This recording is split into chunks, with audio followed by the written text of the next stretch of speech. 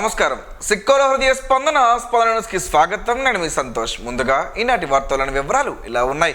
ఆదివాసీల అభ్యున్నతే లక్ష్యంగా ప్రభుత్వం ప్రత్యేక శ్రద్ధతో అభివృద్ధి సంక్షేమ కార్యక్రమాలు చేపడుతోందని జిల్లా కలెక్టర్ స్వప్నేందర్ పుణ్కర్ తెలిపారు. స్థానిక రైల్వే మైదానంలో సీతంపేట ఐటీడీఏ ఆధ్వర్యంలో నిర్వహించిన ప్రపంచ ఆదివాసీ దినోత్సవ వేడుకలకు కలెక్టర్తో పాటు ఎమ్మెల్యే గౌతు శిరీష ముఖ్య అతిథిగా హాజరయ్యారు. జిల్లాలో సుమారు 90,000 మంది సవర గిరిజనులు నివసిస్తున్నారని, ఐటీడీఏ పరిధిలోని 268 ప్రభుత్వ పాఠశాలల్లో 20,000 మంది విద్యార్థులు చదువుతున్నారని కలెక్టర్ తెలిపారు. ఇటీవల ఐటీడీఏ పాఠశాలలు 94.77% ఉత్తీర్ణత సాధించడం అభినందనీయమన్నారు.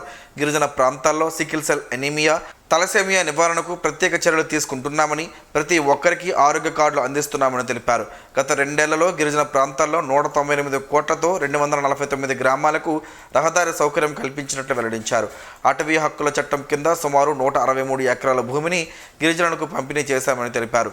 గిరిజన ఉత్పత్తులకు మార్కెట్ కల్పించేందుకు అమోఘం బ్రాండ్ ద్వారా ప్రోత్సహిస్తున్నామని, పాతపట్నం, పలాస, మందస ప్రాంతాల్లో మల్టీ స్పోర్ట్స్ కాంప్లెక్స్లు, గిరిజన ప్రాంతాల్లో ట్రెక్కింగ్ మార్గాల ఏర్పాటుకు చర్యలు చేపడుతున్నామని కలెక్టర్ వెల్లడించారు. దూర భారాల నుంచి భక్తులు వచ్చి అరసవెల్లి ప్రత్యక్ష దైవం శ్రీ సూర్యనారాయణ స్వామి వారిని దర్శించుకున్నారు.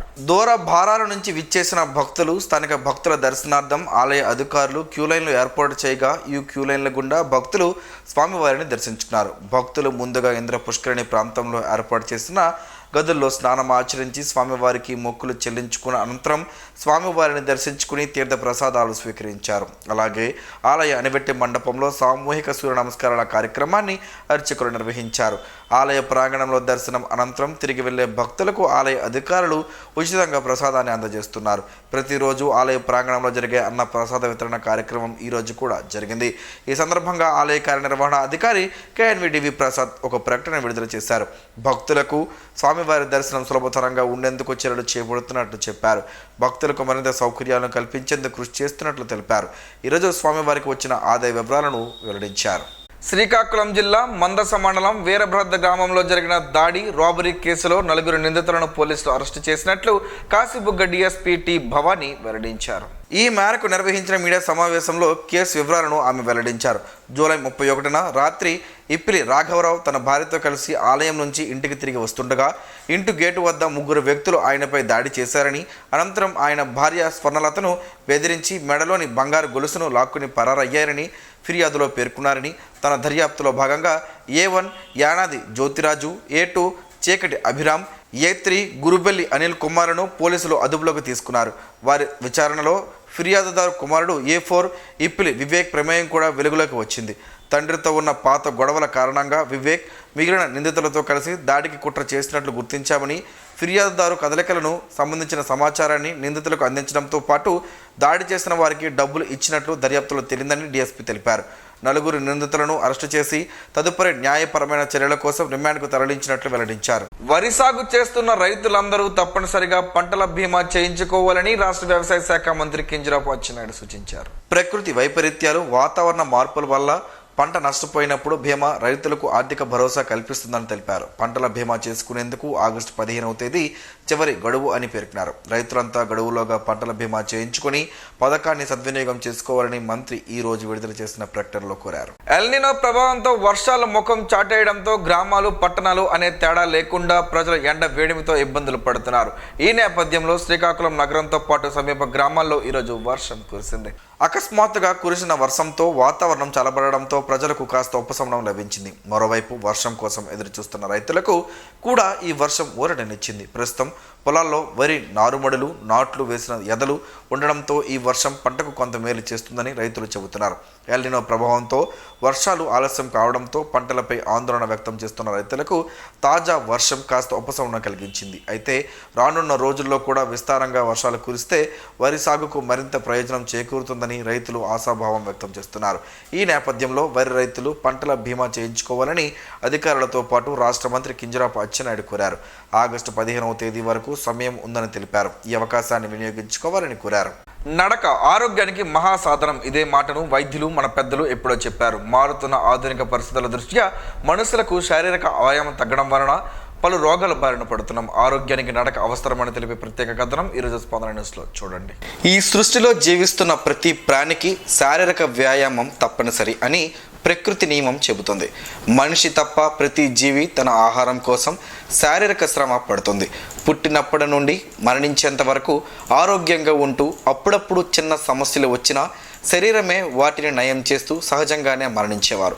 మనిషి మాత్రం ఇప్పుడున్న సుఖాలను మించి సుఖాలను పొందే మార్గాలను అన్వేషించే మార్గంలో తనను తాను కోల్పోతున్నాడు. ఆధునిక జీవితంలో వ్యాయామం లేకపోవడం వలనే పలు రోగాలకు ఈ శరీరం వేదిక అవుతుంది. దాని పరిణామ క్రమంలో మరణాలు సంభవిస్తున్నాయి. చిన్న వయసులోనే గుండెపోటు, ఊబకాయం ఇలాంటివి ఎన్నో రోగాలు తెలియని ఎన్నో ఉన్నాయి. పూర్వం రోజుల్లో మన తాత ముత్తాతలు కాలంలో వారంతా ఆరోగ్యంగానే ఉండేవారు. ఏ పనికైనా నడిచే వెళ్ళేవారు, కష్టించి పని చేసేవారు. శుభ్రంగా వాగుల్లో దొరికే నీరునైనా చక్కగా కడుపు నిండే తాగేవారు. రాత్రి సరైన వేళకు నిద్రించేవారు. మరలా ఉదయాన వేకువజామునే నిద్రలేచి వారి పనుల్లో నిమగ్నం అయ్యేవారు. బంధుమిత్రులతో కూడా కాలక్షేపం చేసేవారు. అంతకన్నా ముందు దైవ కార్యక్రమాలు అలాగే దాన ధర్మాలు కూడా చేసేవారు. ఇప్పుడు అవన్నీ ఉన్నాయో లేవో మనకు మనం ప్రశ్నించుకోవాల్సిందే. రోజులో సహజంగా జరిగే నడకను ఇప్పుడు వాకింగ్ ఆంగ్ల భాషలో అంటూ ఉదయాన సాయంత్రం పూటల్లో కొందరు చేస్తున్నారు. ఇది మంచి పరిణామం అయినప్పటికీ అందరూ నడక గొప్పతనాన్ని గుర్తించాలి. ప్రతి ఒక్కరూ నడకను ఎంచుకొని ఆరోగ్యాన్ని పొందాలి. ఆరోగ్య ఆంధ్రప్రదేశ్ దిశగా ప్రతి ఒక్కరూ కృషి చేయాల్సిన అవసరం ఉంది. ముఖ్యంగా ప్రభుత్వాలు ఎన్ని చేసినా ప్రజల నుంచి స్పందన రావాలి. అందులో భాగంగా ప్రజాప్రతినిధులు, స్వచ్ఛంద సంస్థలు కూడా నడక ప్రాముఖ్యతను వివరించడంతో పాటు నడక పోటీలను నిర్వహించడం, వారికి బహుమతులు ప్రదానం చేయడం, వీటికి నిధుల కోసం ప్రభుత్వాన్ని కోరడం వంటి పనులు చేయవచ్చు. మరీ ముఖ్యంగా అనారోగ్యం బారిన పడిన వారికి మందుల రూపంలో ప్రభుత్వాలు వ్యక్తిగతంగా ఎంతో ఖర్చు చేస్తున్నాం. అలాంటి ఖర్చులను నివారించేందుకు ముందుగా ఆరోగ్యాన్ని కాపాడుకోవడంతో నిధులు కొంతమేర తగ్గుతాయి. ఇలాంటి నిర్ణయాన్ని ఆంధ్రప్రదేశ్ ప్రభుత్వం ఇటీవల తీసుకున్నట్లు సంబంధిత శాఖ అధికారులు వెల్లడించారు. వాకింగ్ ట్రాక్లను ఏర్పాటు చేయనున్నట్లు చెప్పారు. వీటి వలన పౌరులకు ఆరోగ్యం ప్రాప్తిస్తుంది, అనారోగ్య సమస్యలు రావని, ఏటా మందుల కోసం ₹1,00,00,000 ప్రభుత్వం ఖర్చు చేస్తుందని గణాంకాల ద్వారా తెలుస్తుంది. అయితే మానవులు ఆరోగ్యానికి ప్రత్యేక శ్రద్ధ వహించి ముందస్తు చర్యలకు ఉపక్రమించాలి. మన ఆరోగ్యం కోసం పరితపిస్తున్నట్లే భూమి ఆరోగ్యానికి కూడా కృషి చేయాల్సిన అవసరం అందరిపైన ఉంది. పాలిథిన్, సింగిల్ యూజ్ ప్లాస్టిక్ను వాడకుండా ఎవరికి వారే నిషేధించుకోవడంతో పాటు మొక్కలను విరివిగా పెంచుతూ వాటిని సంరక్షించుకోవడం చేస్తే మరో 5 ఏళ్లలో అద్భుతమైన ఆంధ్రప్రదేశ్గా మనం చూడవచ్చు. ఆపదలో ఉన్న పేద మధ్యతరగతి కుటుంబాలకు ముఖ్యమంత్రి సహాయ నిధి భరోసాగా నిలుస్తుందని రాష్ట్ర వ్యవసాయ శాఖ మంత్రి కింజరాపు అచ్చెన్నాయుడు అన్నారు. కోటబొమ్మాలి ఎన్టీఆర్ భవన్లో 4 మండలాల పరిధిలో 44 మంది లబ్ధిదారులకు 22.83 లక్షల CMRF చెక్కులను మంత్రి పంపిణీ చేశారు. ఇప్పటి వరకు 557 దరఖాస్తులు అందగా 441 మందికి 4.83 కోట్ల ఆర్థిక సాయం మంజూరైందని తెలిపారు. టెక్కలి నియోజకవర్గంలో ప్రతి ఎకరాకు సాగునీరు, ప్రతి ఇంటికి స్వచ్ఛమైన త్రాగునీరు అందించడమే ప్రభుత్వ లక్ష్యమన్నారు. త్రాగునీటి ప్రాజెక్టులకు సుమారు 640 కోట్లు మంజూరయ్యాయని తెలిపారు. దశాబ్దాలుగా పెండింగ్లో ఉన్న వంశధార నారెడ్డి బ్యారేజ్ సమస్యకు పరిష్కారం లభించిందని, బ్యారేజ్ నిర్మాణానికి సంబంధించిన పనులు వేగవంతం చేస్తున్నట్లు వెల్లడించారు. గ్రామీణ రహదారుల అభివృద్ధికి మరో 350 కోట్లు మంజూరు చేశామని తెలిపారు. సంక్షేమం, అభివృద్ధిని సమాంతరంగా కొనసాగిస్తూ ప్రజలకు ఇచ్చిన హామీలను అమలు చేస్తున్నామని మంత్రి అచ్చెన్నాయుడు పేర్కొన్నారు. కార్యక్రమంలో కింజరాపు హరివర ప్రసాద్ తదితరులు పాల్గొన్నారు. సాంప్రదాయ చేనేత రంగానికి కష్టపడే నేత కార్మికులకు ప్రభుత్వం ఎల్లవేళలా అండగా ఉంటుందని జిల్లా కలెక్టర్ స్వప్నిందర్ పొన్కర్ భరోసా ఇచ్చారు. లావేరు గ్రామానికి చెందిన చేనేత కళాకారుడు బాసిన నాగేశ్వరరావు, ఆయన భార్య తమ మగ్గంపై ముఖ్యమంత్రి నారా చంద్రబాబు నాయుడు చిత్రపటాన్ని వస్త్ర రూపంలో అద్భుతంగా రూపొందించారు. ఈ విషయం సామాజిక మాధ్యమాల ద్వారా తెలుసుకున్న ముఖ్యమంత్రి చీరాలలో జరిగిన జాతీయ చేనేత దినోత్సవ వేడుకలకు కుటుంబాన్ని ఆహ్వానించి అభినందించారు. నాగేశ్వరరావు దంపతుల ప్రతిభను గుర్తించి సీఎం 5 లక్షల రూపాయల ప్రోత్సాహక బహుమతిని ప్రకటించారు. ఈ మొత్తానికి సంబంధించిన చెక్కును జిల్లా కలెక్టర్ స్వప్నిందర్ పొన్కర్, హెచ్ఎల్ ఎమ్మెల్యే నడుగుదిరి ఈశ్వరరావుతో కలిసి శనివారం లావేరులోని నాగేశ్వరరావు నివాసానికి వెళ్లి కుటుంబ సభ్యులకు అందజేశారు. ప్రతిభ కలిగిన చేనేత కళాకారులను ప్రభుత్వం అన్ని విధాలా ప్రోత్సహిస్తుందని ప్రజాప్రతినిధులు తెలిపారు. తమ నైపుణ్యాన్ని గుర్తించి ప్రోత్సాహం అందించిన ముఖ్యమంత్రి, జిల్లా యంత్రాంగానికి నాగేశ్వరరావు కుటుంబ సభ్యులు కృతజ్ఞతలు తెలిపారు. ఏపీఎస్సీ గ్రూప్ 1, గ్రూప్ 2తో పాటు వివిధ పోటీ పరీక్షలకు సిద్ధమవుతున్న నిరుద్యోగ యువత కోసం రూపొందించిన శాస్త్ర సాంకేతిక విజ్ఞానం పర్యావరణం పుస్తకాన్ని రాష్ట్ర వ్యవసాయ శాఖ మంత్రి కింజరాపు అచ్చెన్నాయుడు ఆదివారం కోటబొమ్మాలి ఎన్టీఆర్ భవన్ వద్ద ఆవిష్కరించారు. ఆర్ఎస్ రెడ్డి ప్రచురణ సంస్థ ఆధ్వర్యంలో రూపొందించిన ఈ పుస్తకం పోటీ పరీక్షల్లో కీలకమైన శాస్త్ర సాంకేతికత పర్యావరణ అంశాలను సులభంగా అర్థమయ్యే రీతిలో అందిస్తుందని మంత్రి తెలిపారు. పరీక్షల సన్నద్ధత పునశ్చరణకు ఈ పుస్తకం ఎంతగానో ఉపయోగపడుతుందని పేర్కొన్నారు.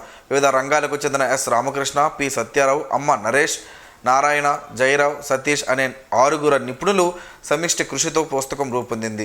ఈ పోటీ పరీక్షలకు సిద్ధమవుతున్న అభ్యర్థులకు ఈ పుస్తకం ఎంతో ఉపయోగకరంగా ఉంటుందని రూపకల్పన బృందం తెలిపింది.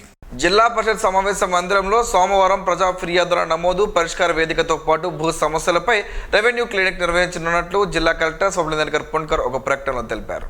అర్జీదారులు తమ ఫిర్యాదులను నేరుగా కార్యక్రమంలో లేదా మీకోసం.ap.gov.in వెబ్సైట్లో నమోదు చేసుకోవచ్చని సూచించారు. భూ సమస్యల పరిష్కారం కోసం ప్రత్యేకంగా రెవెన్యూ క్లినిక్ ఏర్పాటు చేసినట్లు పేర్కొన్నారు. అర్జీల స్థితి గురించి తెలుసుకోవడానికి 1100కు కాల్ చేయవచ్చని, ఈ అవకాశాన్ని ప్రజలు సద్వినియోగం చేసుకోవాలని కలెక్టర్ కోరారు. శ్రీకాకుళంలో రాష్ట్ర స్థాయి soft ball seminar umpires clinic ప్రారంభమైంది. క్రిస్టల్ ప్యాలెస్ లో ఆగస్టు 8 నుంచి 9వ తేదీ వరకు నిర్వహిస్తున్న ఈ కార్యక్రమానికి సాఫ్ట్ బాల్ అసోసియేషన్ ఇండియా కార్యదర్శి ప్రవీణ్ అనోకర్, ఆంధ్రప్రదేశ్ సాఫ్ట్బాల్ అధ్యక్షుడు కోన రవికుమార్, రాష్ట్ర కార్యదర్శి సోర శ్రీనివాసరావు హాజరయ్యారు. రాష్ట్ర సాఫ్ట్బాల్ కెన్నర్ మొజ్జాడ వెంకటరమణ ఆధ్వర్యంలో సుమారు 100 మంది సీనియర్ క్రీడాకారులు, వ్యాయామ సహాయకులకు అంపైరింగ్పై శిక్షణ అందిస్తున్నారు. సాఫ్ట్బాల్ ఫెడరేషన్ ఆఫ్ ఇండియా తరపున ముఖేష్ దేశపాండే, జగదీశ్వర్ రెడ్డి శిక్షణ ఇచ్చి అంపైర్లకు క్రీడా నియమాలు, అంపైరింగ్ విధానాలపై అవగాహన కల్పించారు.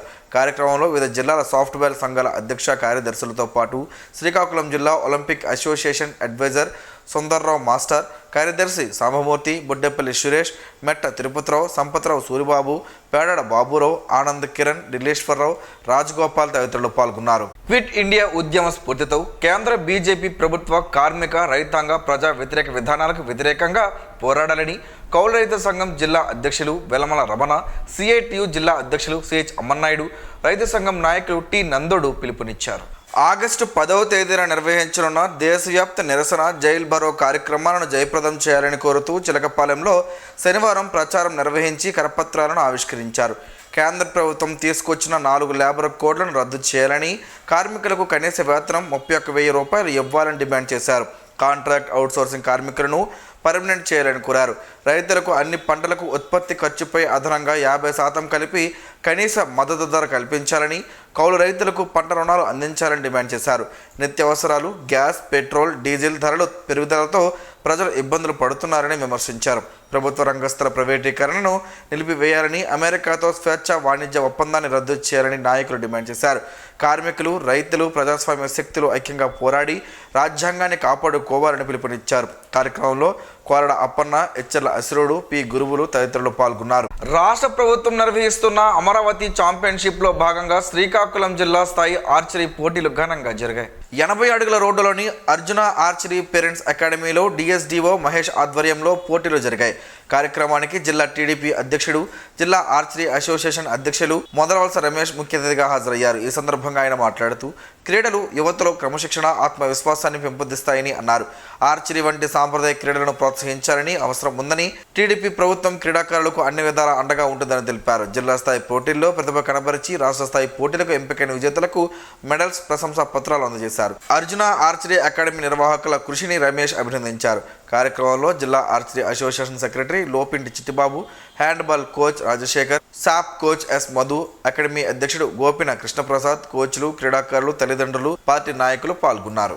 రాగోలు సమీప గ్రామాల్లోని యువతకు నైపుణ్య శిక్షణ అందించి ఉద్యోగ అవకాశాలు కల్పించేందుకు బొలినేని మెడ్ స్కిల్స్ ఆధ్వర్యంలో ఉచిత శిక్షణ కార్యక్రమం నిర్వహించనున్నట్లు సంస్థ ఎగ్జిక్యూటివ్ డైరెక్టర్ సిహెచ్ నాగేశ్వరరావు తెలిపారు. శ్రీకాకుళం సమీపంలోని జెమ్స్ ఆసుపత్రి ప్రాంగణంలోని బొలినేని మెడ్ స్కిల్స్ డెవలప్మెంట్ ఇన్స్టిట్యూట్లో 2 నెలల పాటు ఉచిత శిక్షణ ఇవ్వనున్నట్లు పేర్కొన్నారు. శిక్షణ అనంతరం ఉద్యోగ అవకాశాలు కల్పిస్తామని తెలిపారు. Dialysis technician, care taker, electrical care technician తదితర కోర్సుల్లో శిక్షణ ఉంటుందని వెల్లడించారు.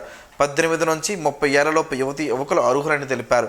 శిక్షణ కాలంలో భోజనం, వసతి సదుపాయం కల్పిస్తామని, శిక్షణ అనంతరం సర్టిఫికేట్లు అందించి ఆయా రంగాల్లో ఉద్యోగాలు కల్పిస్తామని తెలిపారు. ఆసక్తి ఉన్నవారు 7680945357 9121999654 నంబర్లను సంప్రదించాలని ఆయన సూచించారు. సోంపుతో పలు ఆరోగ్య ప్రయోజనాలు ఉన్నాయని ఆరోగ్య నిపుణులు చెబుతున్నారు. ఆ వివరాలేంటో ఈరోజు ప్రసారమయ్యే ఆరోగ్యమే మహాభాగ్యంలో తెలుసుకుందాం.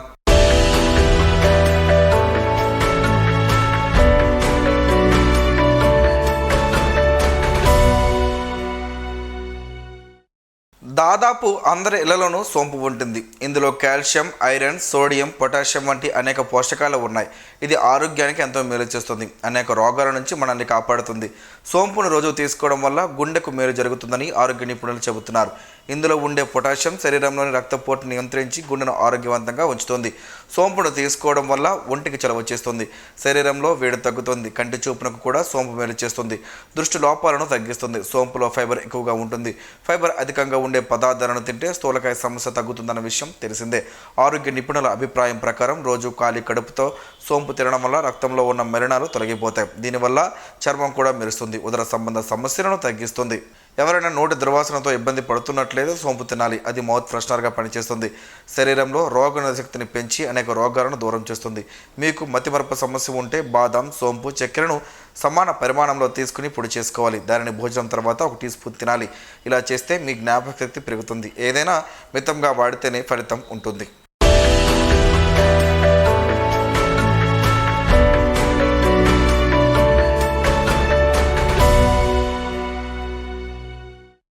ఈరోజు వార్తల్లో ఒక మంచి మాటను విందాం, ఆచరిద్దాం. సమాజ శ్రేయస్సును కాంక్షించే మహనీయుల మాటల్లోంచి ఈరోజు జీవనం గమనం గమ్యం.